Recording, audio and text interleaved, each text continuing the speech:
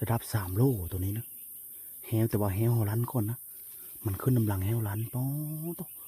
บักเนย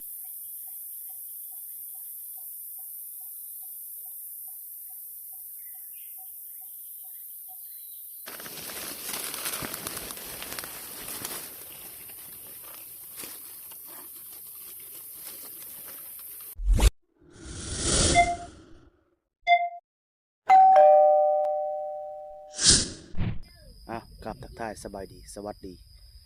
FCเมื่อชุกคู่ชุกคนทางผู้ใหม่แล้วก็ผู้เก่าทางผู้เฒ่าแล้วก็ผู้หนุ่มทางผู้สาวผู้บ่าวนะทุกคนวันนี้ก็สบายดีตอนน้องแรงทุกคนเลยไม่พี่ออกไปหารัดแรงก่อนวันนี้นะออกไปหาอย่างแมวก่อนวันนี้ออกมาให้มาหน้าคือเก้าวันนี้ก็แต่เงินไม่ได้กระดงขึ้นป้าทุกคนเลยออกเผางูเผาเข้านะเนาะเข้าก็เริ่มจะตายเยอะแห้งเยอะเห่อหมดเลยฝนก็มีห้ามทุกคนในปีนี้เนาะเห็ดหน้าว่านนะปีนี้ยังดีแต่เห็ดหน้าว่านนะบางคนจะพ้นท่าดำหน้าท่าฝนตกลงมาเนาะกาก็จะเหลืองจะตายมันเลยอันนี้คือกันนะเนาะแต่ว่าเข้าตัวนี้นะว่านเต้งๆนะฝนสักห้าม3 เทอปีนี้นะปลูกอันโตอันว่านสักว่านนะเริ่มแตะตาแล้วฝนมีห้ามมีห้อยของมันเลยเนาะเข้าก็เลยแห้วเลยหอบมันเนาะจะเริ่มเลยจะเหลืองมันเลยฝนปีนี้มันมีเลยคนฝนอึดขนาดปีนี้นะฝนบดีปีนี้ว่าจะออกไปหาเยมหายามแห้วแล่นก่อนคนนะแต่แพทย์มาสักพยายาม3 เทอนะสัก4 เทออีรอบนี้จะไปมันนี้นะไปแล้วก็ไปเยี่ยมพยายามมันก็คือสีละลันมาแล้วไม่ได้ไปเคยเป็นทิศในแห้วนะก็นี่น้องจะว่าพากันกับน้องพากันมาป้านขนกขนาสักแล้วนะตัดงานตะขนาดก็4-5 มื้อจังแล้วนะ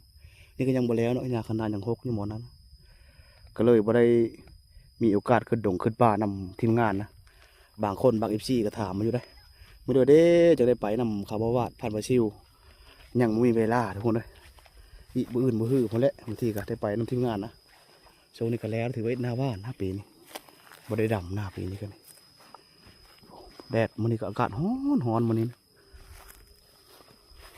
บางที่มืออื่นได้ขึ้นนอนป้ามืออื่น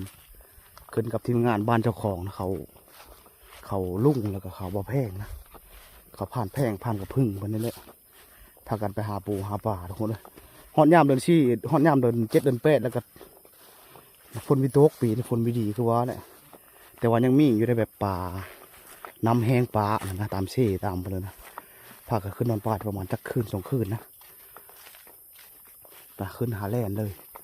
จักได้แลนยังบ่จักตัวแลนนี่สิฝนวิโตกมันยันมาบ่ลงแลนเลยนะโซนหลายกันนี่พากันไปหาปูหาป่านั่นแหละนัดกันมื้ออื่นนัดกันนะขึ้นนอนป่านะอันนี้ก็เลยเอาไปหาหางแหวท่านะแหวดำที่เอาแพทย์รอบก่อนเลยนะไปเยี่ยมไปยามน้ำรันแล้วก็ไปกลางไว้ผู้ดีลงมาตะป้าแล้วก็จากมือถึงมือเฉพาะพอได้แวะยามนะพอได้เยี่ยมนะพอง่ายกันพี่ลึกว่ามันแดดมันน่ายซับเดือน4 เดือน 5นึงแดดนะป้าต่อยางมาถึงป้าจนยางตาแดดมาจะหันเจอโหเลยนี่กันเลยมักแงนนกฉลามเนี่ยเนาะบุมีเนี่ยกินมันมีอยู่แบบหนูน้อยแถวนี้นะแต่แคมบ้านเนี่ยนะคนมันก็หลายในขมือนี่นะหากินหาอยู่หากินแต่ละมื้อกันนี่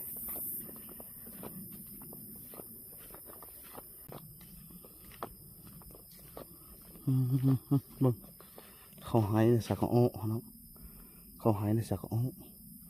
โหเอ็ดคักอะไรโหวันนะเชิญตะนางสารตะนางพายมาให้โหเลย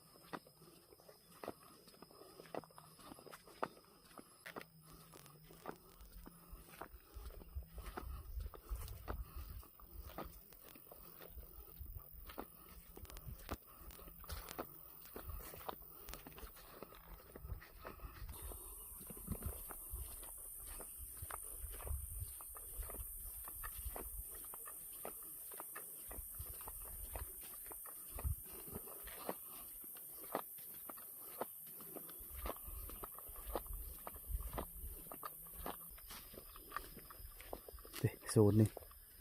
เพิ่นบ่ได้สักข้าวสักน้ำใช่เลยโซนนี้เพิ่นปลูกมันต้นโซนนี้ก็งามอยู่มันต้น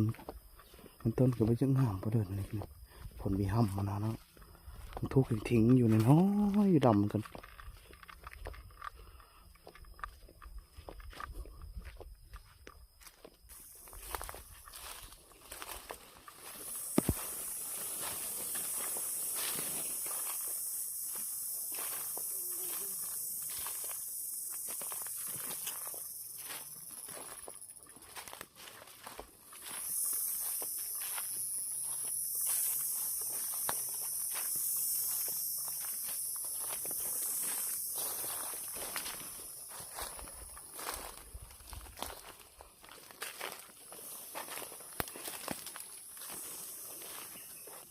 อ๋อตัวโครงกระดูกนี่ตามสังเกตมันโครงกระดูกควายเนาะก็อ่องก็แองกระดูกสันหลังไปเลยกระดูกคางมันเนาะกระดูกควายนะควายมาตายอยู่นี่ตามเบิ่งมันโครงกระดูกมันเนาะอ๋อตอนมันเน่าแต่เราเป็นขับที่มันนี่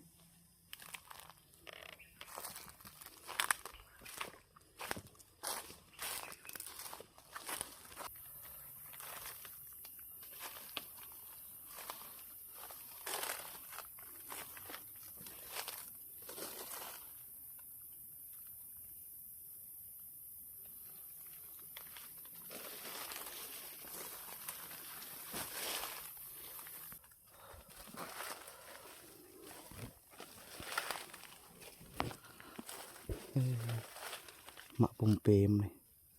บุมีแนวกินเลยนอกจากคนเฮาบ่กินมะอันนี้นะเห็นอมเห็นแล้วก็มีกินมะอันนี้นะมันส้ม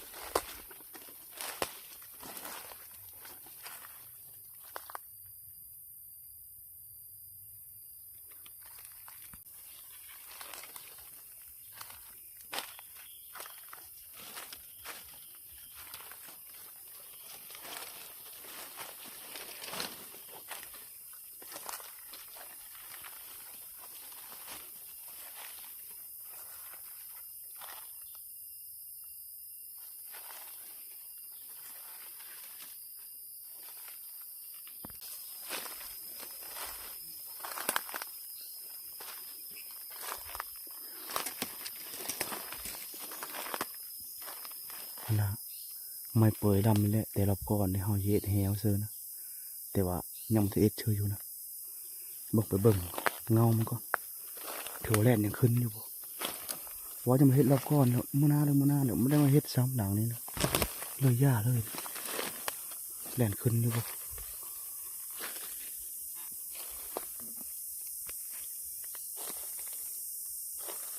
ดีขึ้นเลย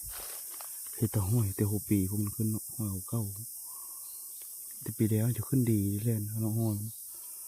ดำๆเป็นมิดแม่นไม่ห้อยเล่นนะเนาะแฮเฮาดังนั่นล่ะอยู่ดอนนะเราจะไปเบิ่ง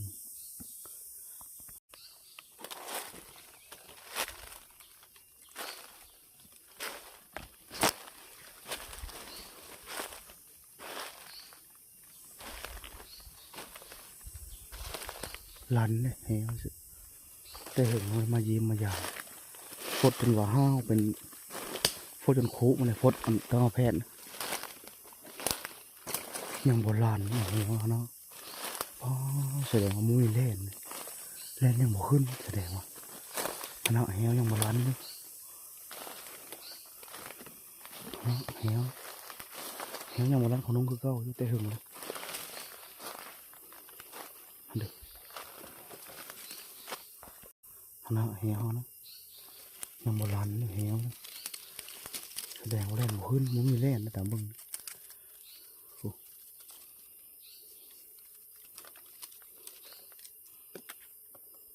กลางป่าวันนี้แหละมันน่าจะมายี่มือพดจนโค้งมาเลยห้อยเล่นจะเห็นอยู่แต่ว่า มีเม็ดเฮิร์นมันขึ้นล่ำนะมันเนาะมันเป็นกระสุมนะไม่ป่วยอยู่บนนี้3-4ล่ำอยู่บนเดียวกระสุมแล้วเนาะเนาะปลายมันเนาะไปเยี่ยมเมืองเฮลด่างนันโตมันนี่ด่างที่เอาแพทย์อยู่กับเงนเนื้อนะ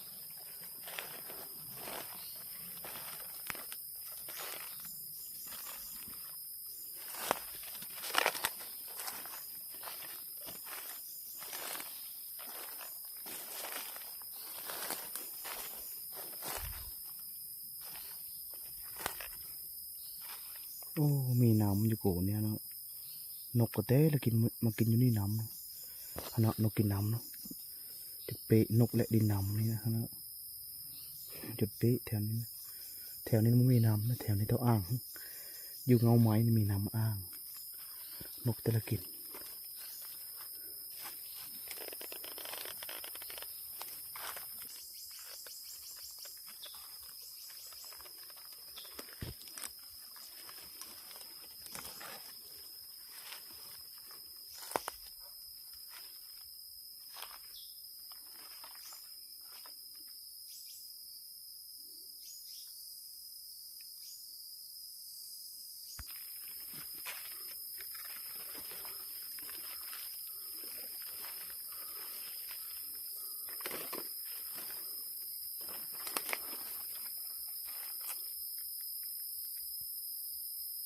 บ่พอหมูนกกระเซลเลยสมออยู่ป้อต้องหายิงยากอะไรทุกคนแบบนี้นะ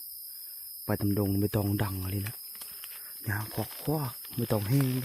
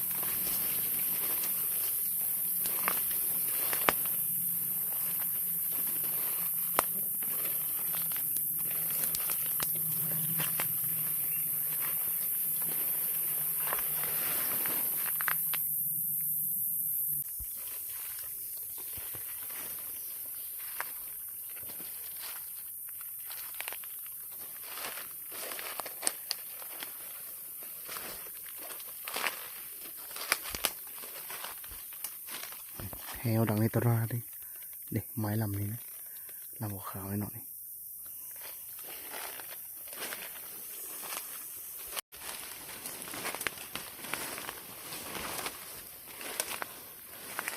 ลันหลังนี้ลันเดี๋ยวตลอดหลังนี้นะคณะเสือแหวคนนี้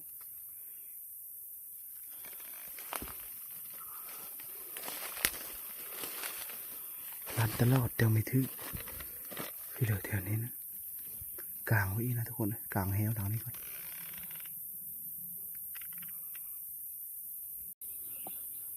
มาสังเกตเบิ่งเงามันดีนะตอนแหวลันปลาเนาะหอยแลนขึ้นนะระดับ3 โลตัวนี้นะแหวแต่ว่าแหวลันก่อนนะมันขึ้นน้ำลังแหวลันป้อต้องบักใหญ่เนาะหัวมันนะเขาจะขึ้นแล้วเนาะระดับ3 โลตัวนี้นะเบิ่งห้อยมันนี่สเก็ตเบิ่งห้อยมันทุกคนเนาะเขาจะเนาะนี่ห้อยมันยางขึ้นตะบิดนะอ๋อต้องห่างไว้เลยห่างแหวไว้ฝนตกมันลงแล้วบ้านนี้นะมันห้อยมันขึ้นเนาะมันขึ้นลองแหวขึ้นเลยแต่ว่าแหวลันก่อนโอ้บ่เสือกมานะตูมนี่เลยตัวใหญ่จังเว้ยแต่ละหางโป้งกำคัดต่ำมึงหน้าห้อยมันนะหน้าห้อยมันยิกขึ้นเนาะเนาะพอเล็บมันนี่บอกใหญ่เล่นตัวนี้นะอันนี้เบิ่งหางแหวคนทุกคนกลางแหวเสียก่อนโอ้ตัวแลนขึ้นดูแลนนะ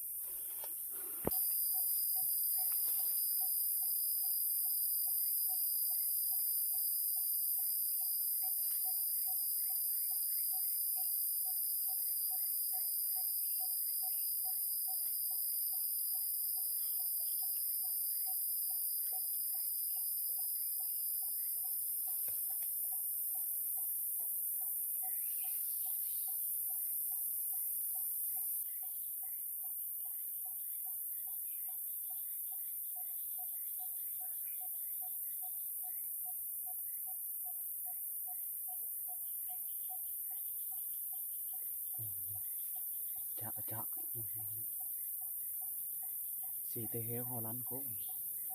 เฮลฮอลันโก้ก่อนทุกใหญ่ตัวนี้รับ3 ลูกตัวนี้ถือว่าแล้วนะกลางเฮลฝดกับห้าวหมดเลยฝดที่เฮาเชฟซึ่งออมค้างมันนี้ฝดห้าวหมดเลยแต่ว่าแล่นนะขึ้นลูกแล่นโอ้สิได้เฮลลันก่อนกินถือว่าเฮลกับ2 ด่างนี้มันมีด่างถือเลยนะด่างนั้นบอลันแต่ว่าแล่นบ่ขึ้นแล่นบ่ลงตรงนั้นตัวนี้แล่นขึ้นเสียแต่ว่าเฮลฮอลันก่อนนะเอาจีโลไปหาลัดแรงเลยออกไปหาลัดยิงนกยิงหนูนะครับมันได้เพราะมันกินแรงคนอยู่ตามโพให้ไปหน้านะไม่ได้ไปดงใหญ่มานี้นะนี่ก็ถือว่าดงใหญ่แหละแต่แคมบ้านนะบางสงเปิดแถวนั้นนะแต่ว่าชัดป่ายังหาอยู่แบบแล่นแบบนั้นนะพอได้กินเยอะทุกคนนะหาเราหายิ่งก่อน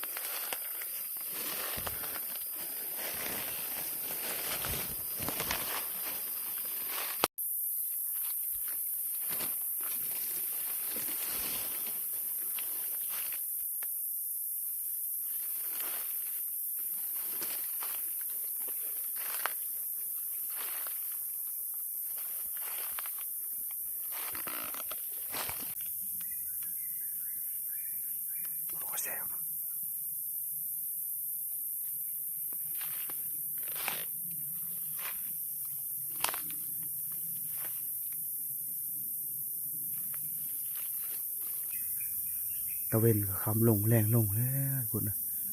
ตอนนี้ก็4 โมงปลายๆเลย4 โมงครึ่งปลายๆนะตอนนี้ยังว่าพอพี่เหลืออยู่มาทางนี้มันบ่มีมะไม้นะแบบก็เหาะก็แตก็ไนกันนี่คันมีมากแบบว่ามากขี้เก๋บ่หรือว่ามะก้อนะมันกินดีนะมะนะเขาอาจจะได้ยิ่งมันนางเฟิร์กมันกินมะไม้นะอันนี้เดี๋ยวฝนก็ไม่ตกนี่ใบตองก็ดังน้ำหายิ่งเนี้ยนะชอบเลยว่าพ่อได้ยิ่งเสียงมันดังพ่อ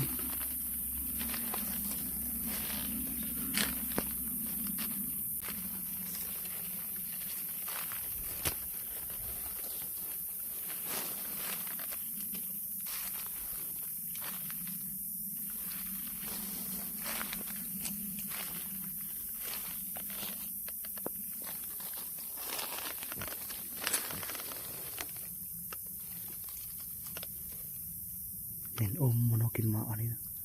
ะมันก็ทาบกินนะ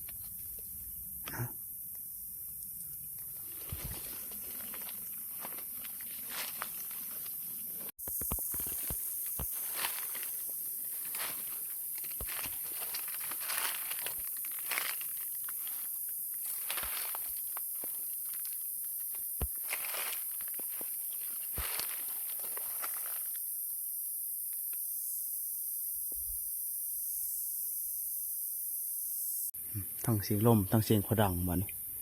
หันไม่ตกจักเท่าฝนกันเสียงขดังเสียงนี้มันหุ่มมาเลย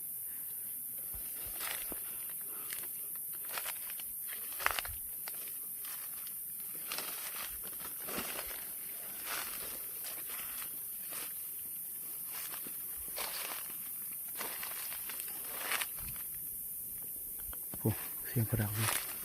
ต้องตึงตังหาเล็บเบิ่งกันพอชิมีแล่นขึ้นตามไม้เปิดแถวนี้ก็มึงมีหอยแล่นขึ้นหอยแล่นใหญ่ๆกันนี้นะมีแต่หอยแล่นน้อยๆจำ2-3 นิ้วประมาณนะ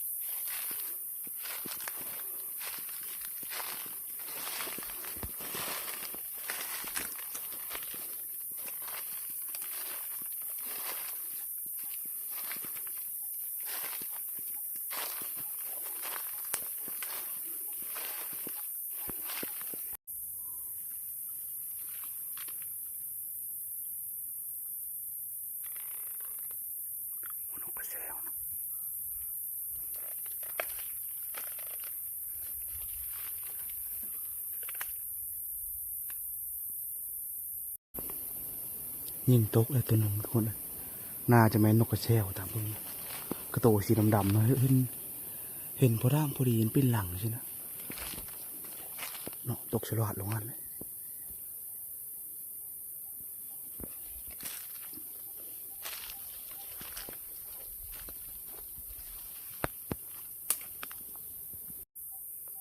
เด็กนกกระแซวทุกคนนะ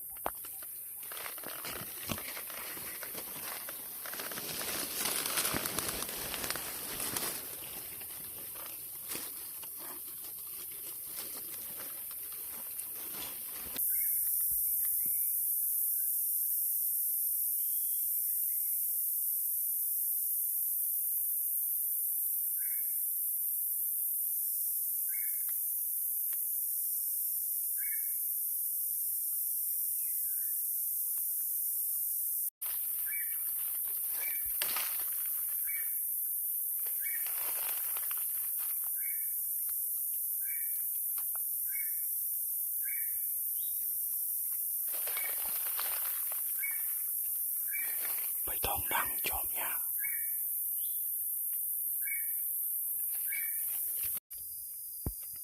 ไหลอันยิงมนกกระแซวก็ได้ตัวเดียวนึงนะมันลักก็เลยมวยมันลักคนใบตองมันก็ดังอะไรโลนะมันก็เลยจอบบ่ได้เนาะจอบไปตลอดไปเลยนกกระแซวนะยิงได้แต่โตพอตะบิดปุ๊บเจาะไปเลยเสียงตีนย้าตำดงก็ดังอะไรนะเขาคาบสิจากเปลี่ยวเลยอยู่หัวยิงนะพวกค้ำลงแรงลงมาตะเวนกันแดงเหลืองแดงนะกราบก่อนทุกคนนะหาเรายิงกราบมือเถงก่อน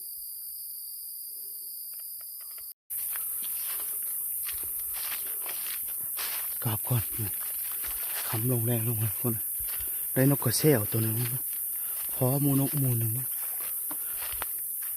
นำไปนำมาได้ยิงบาดเดียวนะตัวหนึ่งเจาะมันแล้วโอ้ไปเลยพอได้เจาะนี่นกก็ต้องโคก็พอได้ยิงมันนกก็ต้องโครักของมันไม่ต้องก็ดังนี่